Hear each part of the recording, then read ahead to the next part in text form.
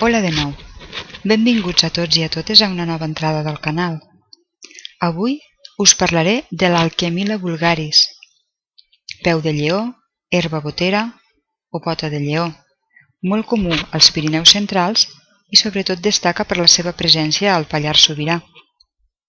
S'utilitza com a astringent estomacal en quadres diarreics, també en casos de flebitis, hemorràgies, grips i refredats. La planta també alleuja les rampes musculars, estimula la diuresis i serveix per tractar els dolors a la menstruació i la leucorrea. Aquests usos farmacològics es deuen a l'àcid salicílic, als flavonoides i els tanins que es troben presents en el tall foliat i a les fulles terrestres. Els tanins produeixen l'efecte astringent i bactericida. Els flavonoides que conté regulen la circulació sanguínia protegint les venes. Augmenta la resistència capil·lar i és vasoprotector.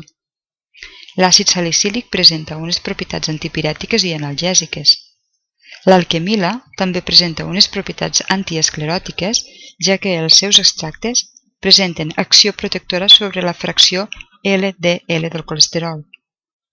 En àmbit extern destaca el seu caràcter cicatritzant i s'apliquen compreses de fulles fresques sobre les ferides.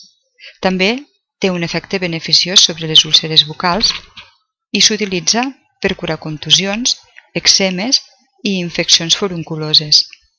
Darrerament s'ha fet servir en el tractament de la diabetis mellitus. Els extractes de la planta també es troben en alguns productes aprimants, ja que afavoreix els intercanvis. Cal vigilar, però, el seu ús diürètic en malalts amb els següents problemes: hipertensió arterial, cardiopaties i insuficiència renal. En aquests casos només s'administrarà sota prescripció facultativa degut a la possibilitat de produir una descomposició tensional.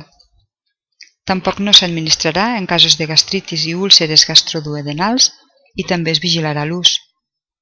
No es recomana prescriure formes de dosificació oral a menors de 2 anys ni a malalts en procés de deshabituació etílica, ja que s'ha de tenir present el contingut alcohòlic de la tintura i de l'extracte fluid. I fins aquí l'entrada d'avui. Gràcies per la vostra difusió i fins una altra. Adeu!